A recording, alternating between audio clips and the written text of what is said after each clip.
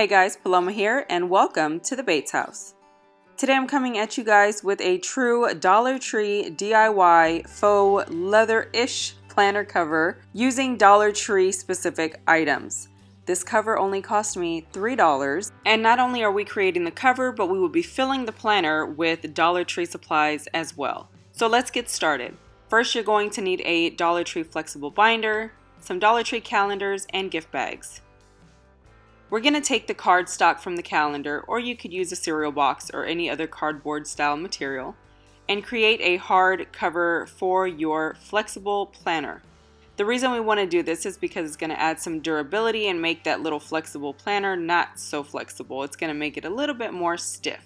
We're going to do this by taking the cardboard and simply using the actual cover as a cut guide. Once we have the measurement for one side, we're going to do the same thing for the other side. Using basic supplies like a ruler and a blade will get you some really nice clean cuts. Both of these items can be found at Dollar Tree as well. I haven't seen the pink blades in a very long time. I've actually had these for years. You can still find the black ones in the tool section of the store. Next, we're going to go ahead and adhere our cardboard to our cover using the Eileen's craft glue. You can find this at Dollar Tree as well. Also, you can find a great assortment of paintbrushes and these little clamps in their new craft section, which is absolutely amazing.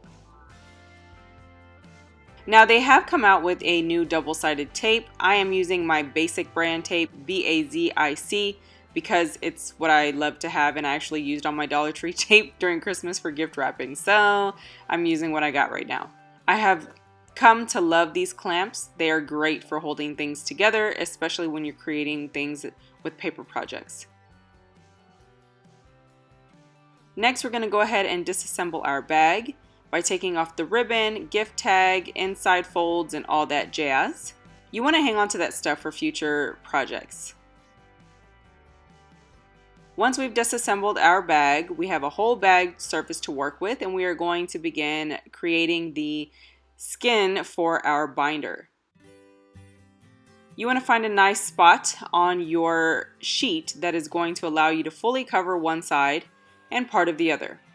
We only need part of the other because we're going to be creating a pocket, so we're going to have something else to cover it with.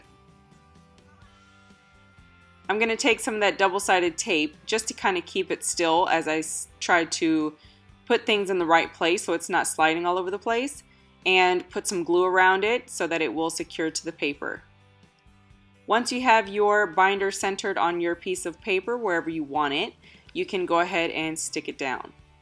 And then we're going to begin trimming the edges so that we can adhere one side at a time.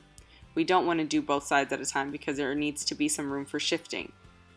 So what I'm going to do with my tape is take some and kind of put it over the edges to make sure that my paper stays in place during usage. It just adds some durability to the structure of the binder. Again, you can totally do this with Dollar Tree tape. Spreading my glue all over, I want to make sure that I have enough to get that paper nice and adhered to the cover. And I'm going to go ahead and take off the top layer of the tape and stick it all down together. You want to make sure you press it really well to get the glue into the fibers of the paper so that it sticks really nicely and secure to that cover. Then we're going to go ahead and begin trimming. So I do want a little flap to go under the metal bar so that all of the plastic is covered. So I'm going to cut right at the beginning of the bar and give myself a little under an inch on the top and bottom so that I can adhere that piece onto the planner cover, so that way all of the edge is covered and hidden. We're going to do that to the top and the bottom. Again, you're going to want to cover the plastic in the future, so make sure you don't cut far from the bar.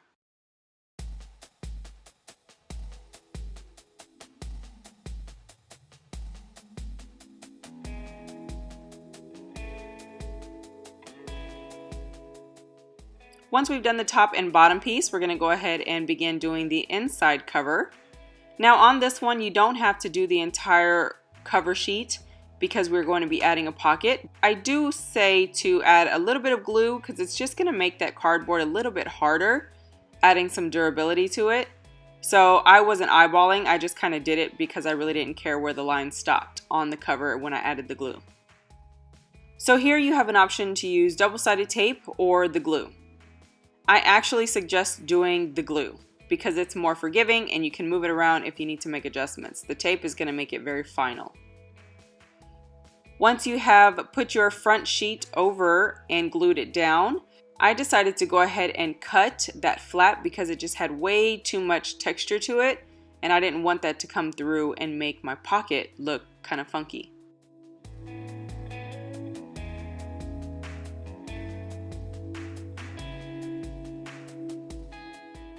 Now we're going to go ahead and move on to the spine of the binder. We're going to trim that piece down, giving us enough to just kind of flap over with some double-sided tape into the space between the bar and the plastic cover. I just put the double-sided tape on and kind of forced it in there with my scissors to make it nice and flat. After that, we're going to do the same exact thing to the other side. This time I just used my ruler as a cut guide for the width of those little strips, making it a whole lot easier just to keep things the same size and easy to adjust.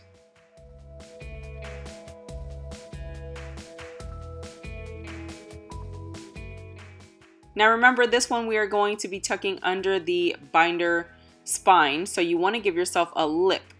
This lip is going to go under that to make your cover very nice and clean and stop it from lifting as you open and close your binder through usage. We're going to do the same thing by adding some double-sided tape to the edges, making sure that it secures that cover to the paper very nicely and makes it a little more durable. Now I'm not going to take off both sides because we have to open and close as we create this, so we don't want it to stick to anything. We're only going to lift the tape on the side that we are using. We're going to cover that in glue. And once you have it nice and covered, again, you're going to go ahead and stick it down. Make sure you lift the opposite side so that your paper is nice and stretched.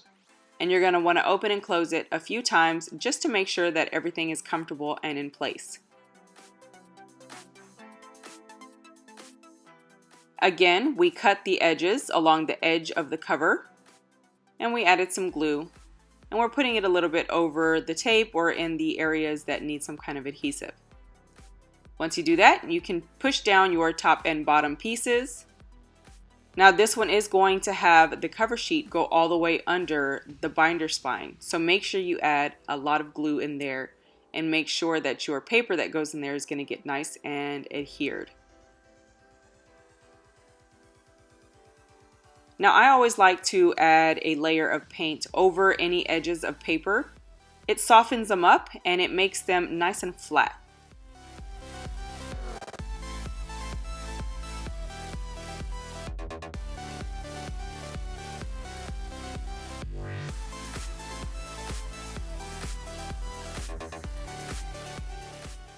So now we're just going to go ahead and fold these over and do the same exact thing.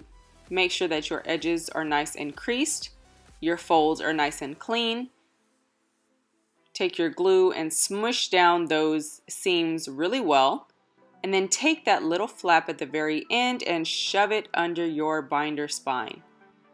I took my ruler and squished it down really nicely to make sure that it is super clean. And then I'm going to go ahead and clamp it down just to make sure that it sticks for a little bit. Now we can go ahead and begin working on our pocket. So I haven't decided yet if this is going to be the front or back cover. Either way, a pocket is totally functional in the front or the back.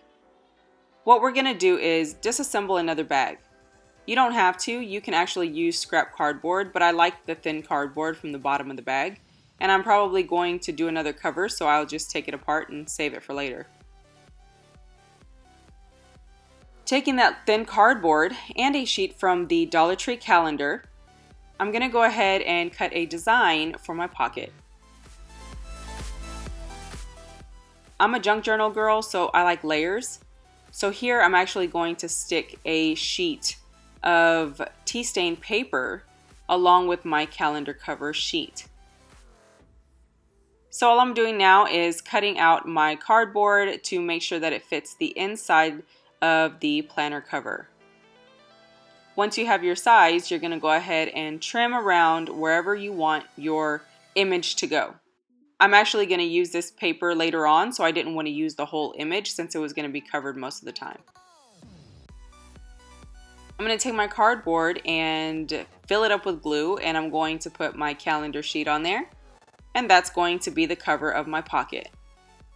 You want to make sure that you adhere all of your edges very nicely because you want it to be a nice clean pocket, and you are going to be sliding things in and out, so you want to make sure that it's adhered very well so that there's no lifting or fraying of your paper.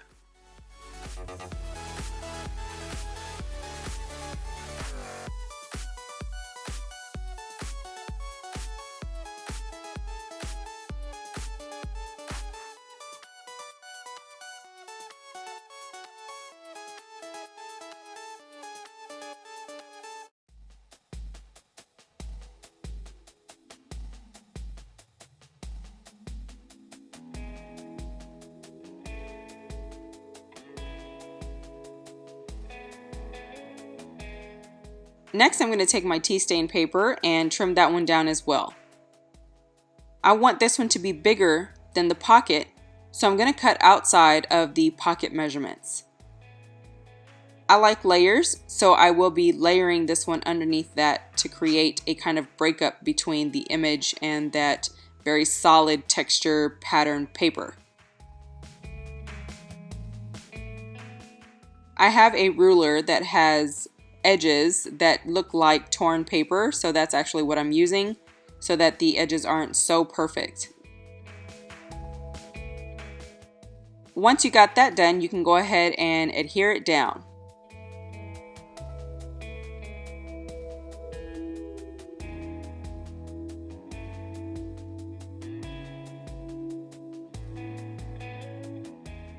Once I put it onto my cover, I actually like to press down really hard to make sure that those fibers blend well in the papers, but I like to wrinkle it up by smushing my fingers together and kind of stretching the paper.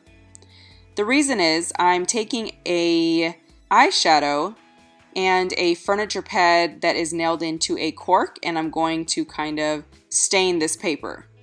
I have black eyeshadow and I'm just rubbing it on, kind of going over the creases of that paper.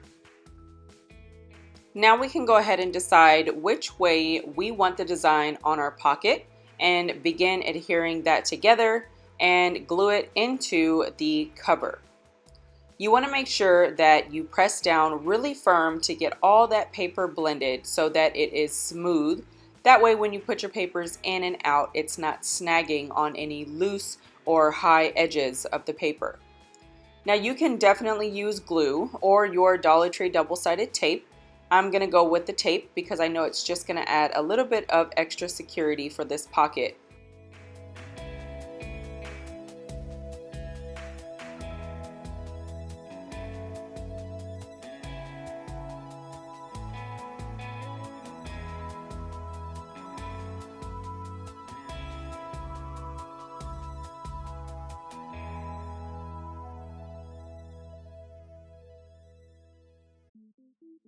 Once you have your tape on the top, bottom, and the edge that is going under the binder seam, you can go ahead and put it in place. Make sure you press down very firm. Now, one thing I did love about the overall look of the creases in the paper is that it actually added a little bit of a design to the cover on the outside of the planner. At this point, you can go ahead and clean up any edges that need to be cleaned. I'm trimming up a little bit of the overhang from the paper on the pocket. I just want my edges to look really nice whenever the planner is not in use. As you can see, it is a really good sized pocket and it is fully functional. And that is pretty much it. I think my favorite part of this tutorial is the fact that Dollar Tree has such a huge variety of gift bags in so many different prints and styles that your options are pretty much limitless. And for $1, you can't beat it. That is pretty much it for this video, guys. The next one, we will be adding more accessory pieces to the inside of the planner using the Dollar Tree planner supplies, along with some repurposed items that I actually introduced to the planner scene many years ago when I first started my planner videos. I am super excited to be back into the planner community video scene. It's been a while, and I am so excited for 2020 because I am going to be creating once again. For those of you that are new to the channel, welcome. Don't forget to hit that subscribe button on your way out and the notification bell to be notified of any new videos that I put out, along with the rest of you that have been here for a while supporting the channel. I couldn't be more grateful. You guys are amazing, and you still continue to support me over all of these years and the many transitions our family has gone through. You guys are great. So if you're interested, go ahead and stick around for the next set of videos using this planner. You can follow me on my social medias, on my Instagram and my Facebook group at The Bates House for sneak peeks of projects coming up. And for now, guys, I will see you in the next one. Bye!